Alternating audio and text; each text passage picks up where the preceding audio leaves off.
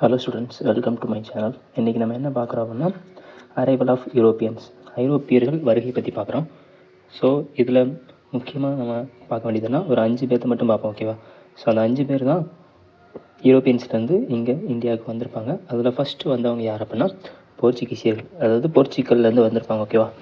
So Portugal. So second யார் வந்திருப்பாங்க அப்படின்னா டச்சு வந்திருப்பாங்க. தேர்டு வந்து பிரிட்டிஷ் வந்திருப்பாங்க. ஃபோர்த்து வந்து டேனிஸ் வந்திருப்பாங்க. ஃபிஃப்த்து வந்து ஃப்ரெஞ்ச் வந்திருப்பாங்க, ஓகேவா? ஸோ அவங்க எதுக்காண்டி வந்திருக்காங்க அப்படின்னா ஃபஸ்ட்டு வந்து முக்கியமான ட்ரேடுக்காண்டி தான் வந்திருப்பாங்க, ஓகேவா? ட்ரேடு வந்து பாதிப்படைஞ்சிருக்கும். ஸோ எதனால் ட்ரேடு பாதிப்படைஞ்சிருக்கு அப்படின்னா ஸோ இந்த ஏரியாவில் யார் ஆட்சி பண்ணிகிட்ருப்பாங்கன்னா ஸோ முஸ்லீம் ரூலர் தான் ஆட்சி பண்ணிகிட்ருப்பாங்க. ஸோ 1453 என்ன நடக்கும் அப்படின்னா கான்ஸ்டன்டின் நோபல்னு ஒரு பிளேஸ் இருக்கும், ரைட்டா? So Konstantin Nobel. ஸோ இந்த பிளேஸை வந்து என்ன பண்ணியிருப்பாங்க அப்படின்னா டர்க்ஸ், அதாவது ஒட்டமன் எம்பையர் இருக்காங்கல்ல, அந்த ஒட்டமன் எம்பையர் வந்து என்ன பண்ணியிருப்பாங்க, இந்த பிளேஸ் வந்து கேப்சர் பண்ணியிருப்பாங்க. ஸோ இந்த ரூட் வழி தான் ட்ரேட் நடந்துகிட்டு இருக்கும், ஓகேவா? ஸோ அந்த இடத்த கேப்சர் பண்ணதுனால அவங்க வந்து என்ன பண்ணாங்க, யூரோப்புக்கும் இந்தியாவுக்கும் உள்ள ட்ரேடை வந்து கட் பண்ணிடுவாங்க. ஸோ இதில் அந்த ட்ரேடால் பாதிக்கப்பட்டவங்க வந்து யூரோப்பியன்ஸ் என்ன பண்ணுவாங்கன்னா டேரெக்டாக நம்ம வந்து இந்தியாவோட ஒரு கடல் வணிகத்தை எப்படியாவது மேற்கொள்ளணும் அப்படின்னு ஃபஸ்ட்டு டைம் வந்து யார், போர்ச்சுகீசியர்கள் உள்ள ஹென்ரின்னு ஒருத்தர் என்ன பண்ணியிருப்பார், அந்த முயற்சியை எடுத்திருப்பார். ஸோ அவர் வந்து என்ன பண்ணியிருப்பார், நிறையா சயின்டிஃபிக் ஸ்கூல்லாம் என்ன பண்ணியிருப்பார், ஓப்பன் பண்ணியிருப்பார். அப்படி ஓப்பன் பண்ணி அவங்க வந்து உலகத்தில் உள்ள எல்லா காண்டினென்ட்டு என்னென்ன பிளேஸ் இருக்குது எல்லாத்தையும் கண்டுபிடிக்கிறதுக்காண்டி நிறையா பேர்த்த அனுப்பிச்சி வச்சுருப்பார், ஓகேவா? ஸோ அதில் ஃபஸ்ட்டு என்ன பண்ணியிருப்பாங்கன்னா கொலம்பஸ் என்ன பண்ணியிருப்பார் அப்படின்னா இந்தியா கண்டுபிடிக்க போகிறேன்னு சொல்லிட்டு போய் அமெரிக்காவை கண்டுபிடிச்சிருப்பார், ஓகே? ஸோ இந்த சைடு உள்ள ஃபஸ்ட்டு ஒரு தீவை போய் கண்டுபிடிச்சிட்டு அதுதான் இந்தியான்னு சொல்லுவார். ஸோ அதுக்கப்புறம் தான் பின்னால் தெரிஞ்சிருக்கும் அது வந்து அமெரிக்கா அப்படின்னு, ஓகேவா? ஸோ நெக்ஸ்ட்டு வந்து யார் வராங்க அப்படின்னா பார்த்திலோமியா டயஸ்ன்னு ஒருத்தர் வர்றாரு, ஓகேவா? ஸோ செகண்ட் யாருன்னா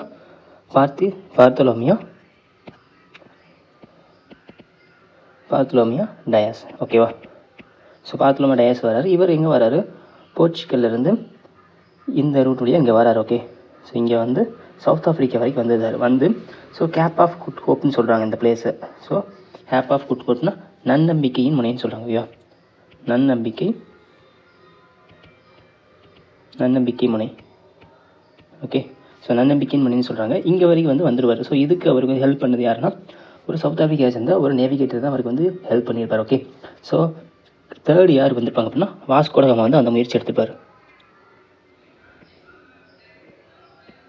ஸோ வாஸ்கோ ட காமா அந்த முயற்சி எடுத்து இங்கே வந்துட்டு இதுக்கப்புறம் அவர் வந்து ட்ரேடு வண்டு மூலம் என்ன பண்ணியிருப்பார், இந்தியாவுக்கு வந்திருப்பார். இந்தியாவில் வந்து எங்கே வந்து இறங்கியிருப்பார் அப்படின்னா கேலிக்கட்னு ஒரு பிளேஸில் வந்து இறங்கியிருப்பார், ஓகேவா? ஸோ காலிக்கட்னா இப்போ கோழிக்கோட்டுன்னு சொல்கிறல அந்த இடத்த வந்து அடைஞ்சிருப்பார். இந்த அவரை கூட்டு வந்ததுக்கு வந்து முக்கியமான ரோல் பண்ணியிருப்பது யாருன்னா குஜராத்தை சேர்ந்த ஒரு மாலுமி, குஜராத் மாலுமின்னு சொல்லுவாங்க, குஜராத் நேவிகேட்டர். ஸோ அவர் தான் அவருக்கு ரூட்டெல்லாம் சொல்லி கொடுத்து அவரை கூப்பிட்டு வந்திருக்காரு, ஓகேவா? ஸோ அவரை கூப்பிட்டு வந்து கேலிக்கட்டில் வந்து இறங்குறாரு. அப்படி இறங்கும்போது அவருக்கு வந்து வரவேற்பு கொடுத்தது யார் அப்படின்னா சமேரின்னு ஒரு கிங், ஓகேவா? கொச்சி ஆட்சி செஞ்ச ஒரு சமேரியன் கிங் வந்து வரவேற்பு கொடுக்குறாரு. இவர் எந்த வருஷம் வராருன்னா 1498 வராரு, ஓகேவா? ஸோ ஃபஸ்ட் டைம் வராரு. எத்தனை 3 கப்பல்களில் வராங்க. ஒரு 72 பேர் வராங்க, ஓகேவா? ஸோ வந்து இறங்கி என்ன பண்ணிடுறாங்க, ஸோ சமேரியன் கூட ஒரு நல்ல பேச்சுவார்த்தையில் ஏற்பட்டு அவங்க ட்ரேடு பண்ண ஆரம்பிக்கிறாங்க, ஓகேவா? ஸோ இந்த வாஸ்கோ ட காமா தான் கடல் வழியாக யூரோப்லேருந்து இந்தியா வந்த ஒரு ஃபஸ்ட்டு மனிதர் யாருன்னா வாஸ்கோ ட காமா. ஸோ எந்த வருஷம் வந்தார்னா 1498 வந்திருக்காரு, ஓகேவா? அதுக்கு ஹெல்ப் பண்ணது யார் அப்படின்னா குஜராத்தோட நேவிகேட்டர், ஓகேவா? ஸோ அவருக்கு வரவேற்பு பண்ணது யார் அப்படின்னா சமேரியன், ஓகேவா? ஸோ இதுதான் வாஸ்கோ ட காமா பற்றி. ஸோ இதுக்கப்புறம் என்ன பண்ணுறாங்க அப்படின்னா வாஸ்கோ ட காமா அகைன் மறுபடியுமே ட்ரைடு பண்ணிட்டு எங்கே போயிடுறாரு, அவர் வந்து அவர் நாட்டுக்கு போயிடுறாரு. ஸோ போயிட்டு மறுபடியுமே அவர் கொண்டு போன பொருட்களில் 60% ஒன்லி ப்ராஃபிட், ஓகேவா? ப்ராஃபிட் மட்டுமே 60% வந்து கெயின் பண்ணியிருக்காரு, ஓகே? ஸோ 60% வந்து ப்ராஃபிட் கெயின் பண்ணியிருக்காரு. அவர் வந்து போன செலவு, அங்கே இருந்த செலவு எல்லாத்தையும் போக 60% ப்ராஃபிட், அவர் கொண்டு போன பொருளை அங்கே போய் சேல் பண்ணி லாபமாக 60% வந்து பெற்றிருக்காரு, ஓகேவா? ஸோ அந்த அதிகமான ப்ராஃபிட் பெற்றதுனால என்ன பண்ணுறாரு, மறுபடியுமே வராரு. எந்த வருஷம் வராரு, 1502 வந்து மறுபடியுமே வராரு. வந்து என்ன பண்ணுறாரு, ஒரு ட்ரேடிங் சென்டர் ஃபார்ம் பண்ணிடுது. எங்கே, கொச்சியில் வந்து ஒரு ட்ரேடிங் சென்டர் ஃபார்ம் பண்ணுறாரு. ஓகேவா?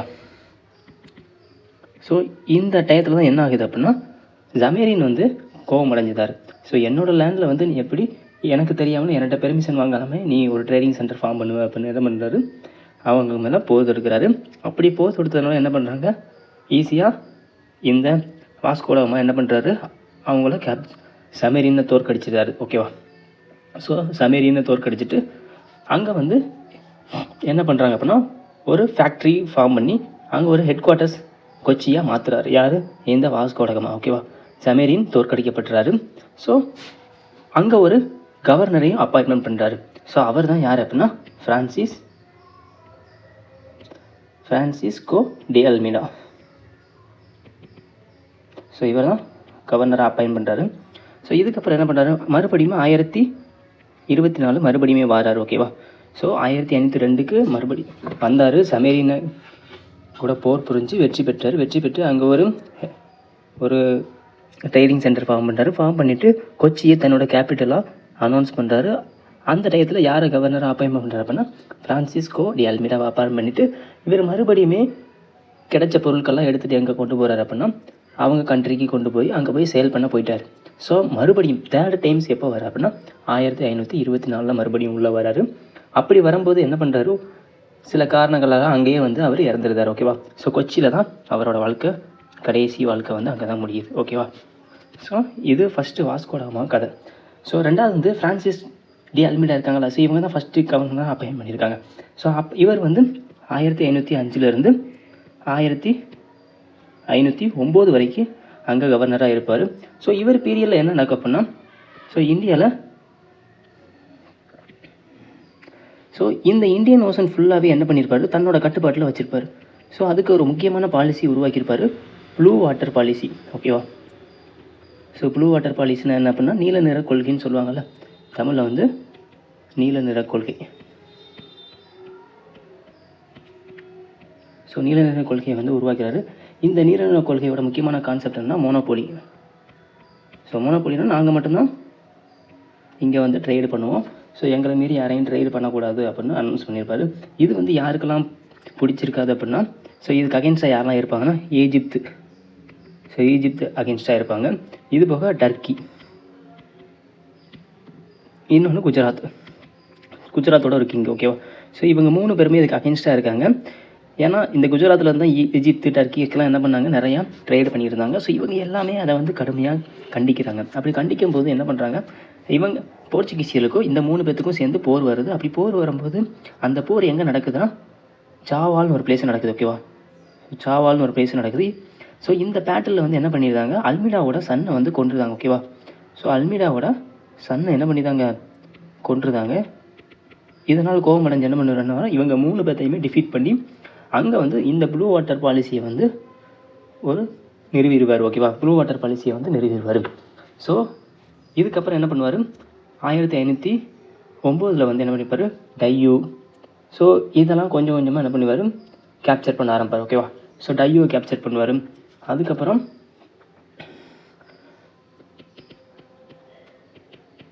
டையூவை கேப்சர் பண்ணுறாரு. ஓகேவா? ஸோ கேப்சர் பண்ணால் இவரோட கவர்னர் பதவி முடிஞ்சு போச்சு. நெக்ஸ்ட்டு யார் வராங்க அப்படின்னா அல்ஃபோன்சா டி அல்புகுர்க். ஓகேவா? அல்ஃபோன்சா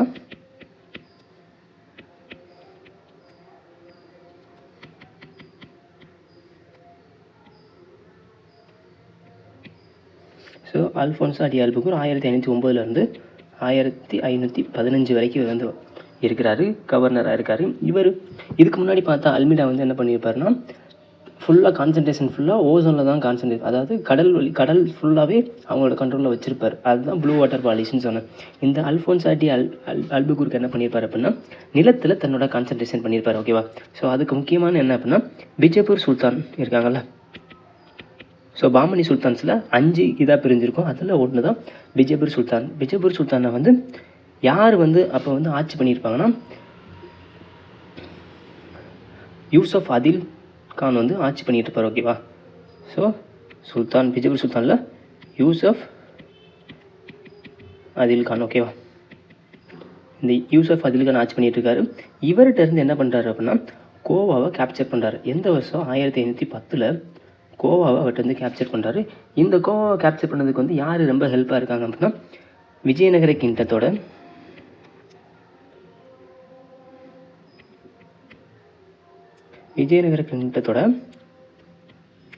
கிருஷ்ணதேவராயர் இருக்குல்ல, கிருஷ்ணதேவராயர் வந்து இவருக்கு வந்து நிறையா போர்க்கருவிகள் படைகள் எல்லாத்தையும் அனுப்பியிருக்காரு. எக்ஸப்ட் குதிரைப்படை தவிர மட்டும் ரிமைனிங் எல்லா ஃபோர்ஸையுமே அனுப்பியிருக்காரு. ஸோ இந்த போரில் வந்து இவர் என்ன பண்ணுறாரு, கோவா கைப்பற்றுறாரு. ஓகேவா. ஸோ லேண்டில் வந்து ஒரு அசைக்க முடியாத ஒரு அரசராக உருவாகிறாரு. யார்? Afonso de Albuquerque. ஓகேவா. ஸோ நெக்ஸ்ட் யார் அப்படின்னா நினோ டி குன்கா. ஓகேவா. Nuno da குன்கா.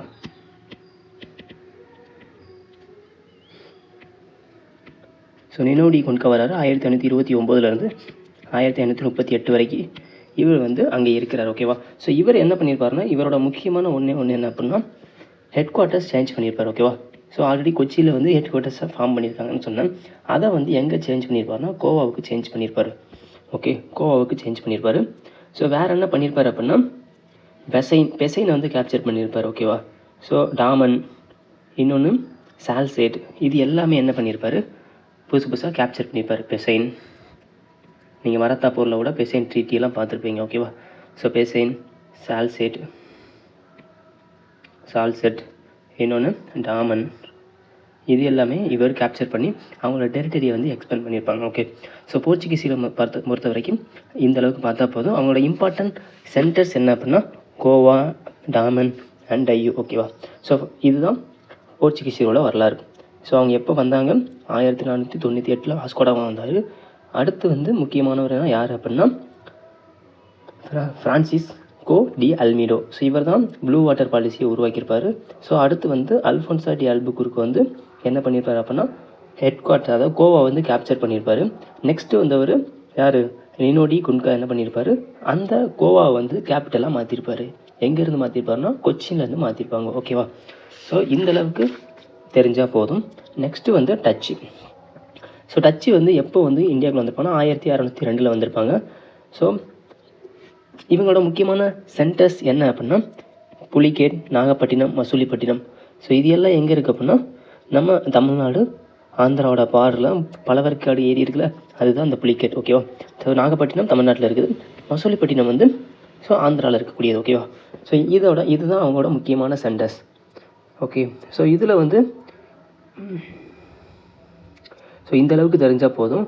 இதில் நெக்ஸ்ட்டு வந்து யார் அப்படின்னா இங்கிலீஷ் வந்திருப்பாங்க. ஸோ இங்கிலீஷை பற்றி கொஞ்சம் கடைசியாக பார்க்கலாம், ஏன்னா அவங்கள பற்றி கொஞ்சம் நிறையா பார்க்குறதுக்கு மேலே இருக்கும். அதனால் ஃப்ரெஞ்சு, இன்னொன்று டேனிஸ் மட்டும் பார்த்து முடிச்சிடலாம். ஸோ நெக்ஸ்ட்டு வந்து யார் வந்திருப்பாங்க, டேனிஸ் வந்திருப்பாங்க. ஸோ 1616 வந்திருப்பாங்க. இவங்களோட முக்கியமான சென்டர்ஸ் என்னென்னா தரங்கம்பாடி, இன்னொன்று செராம்பூர். ஓகேவா. ஸோ இவங்களோட யார்கிட்ட வந்து அவங்களோட கடைசியாக வந்து 1845 வந்து அவங்களோட செட்டில்மெண்ட்ஸ்லாம் பிரிட்டிஷ்கிட்ட வந்து என்ன பண்ணியிருப்பாங்க, விற்றுருப்பாங்க. ஓகேவா. ஸோ நெக்ஸ்ட்டு வந்து ஃப்ரெஞ்சு வந்து எப்போ வந்து ஈஸ்ட் இந்தியன் கம்பெனி வந்து ஸ்டார்ட் பண்ணியிருப்பாங்கன்னா 1664 ஸ்டார்ட் பண்ணியிருப்பாங்க. ஸோ இவங்களோட இம்பார்ட்டன்ட் சென்டர்ஸ் என்ன அப்படின்னா பாண்டிச்சேரி, காரைக்கால், மாஹே, இன்னொன்று சந்தர்நாகூர். ஓகேவா. ஸோ கர்நாடிக் வார் நடக்கும். யாருக்கு, பிரிட்டிஷ்க்கும் ஃப்ரெஞ்சுக்கும் கர்நாடிக் வார் நடக்கும். அந்த கர்நாடிக் வாரில் என்ன பண்ணியிருப்பாங்க, பிரிட்டிஷ் வந்து வெற்றி பெற்றிருப்பாங்க. அதனால் இவங்களோட ஃபோர்ஸ் வந்து இந்தியாவில் வந்து ஸோ நிலைநிறுத்திருக்க முடியாது. ஓகேவா. ஸோ பிரிட்டிஷ் அதிகமாக இருக்கிறதுனால இவங்களால் இந்தியாவில் சர்வே ஆக முடிஞ்சிருக்காது. ஓகேவா. ஸோ அதுக்கு முக்கியமான ரீசன் என்னென்னா அந்த கர்நாடிக் வார்ஸ் தான். ஸோ அதோட அவங்களோட செட்டில்மெண்ட்ஸ் எல்லாமே கொஞ்சம் கொஞ்சமாக குறைஞ்சிரும். ஸோ அவங்களோட ஃபோர்ஸும் குறைஞ்சிரும். ஓகேவா. ஸோ கடைசியாக வந்து பிரிட்டிஷ் பற்றி பார்க்கலாம். இவங்க வந்து 1600 வந்து என்ன நடக்கும் அப்படின்னா குயின் எலிசபெத் இருக்காங்களா, ஸோ குயின் எலிசபெத்துட்டு பெர்மிஷன் வாங்குறாங்க. இந்த ப்ரைவேட் கம்பெனிஸ்லாம் சேர்ந்து என்ன பண்ணுறாங்க, பெர்மிஷன் வாங்குறாங்க. அப்படி பெர்மிஷன் வாங்கி என்ன பண்ணுறாங்க அப்படின்னா அந்த பெர்மிஷன் தான் என்ன சொல்லுவாங்க, சார்ட்டர்னு சொல்லுவாங்க, பட்டயம் சொல்லுவாங்க. ஓகேவா. ஸோ குயின் எலிசபெத்திலேருந்து வாங்குறாங்க. வாங்கி வந்து ஒரு 24 பேர் கொண்ட ஒரு அமைப்பு ஆரம்பிக்கிறாங்க.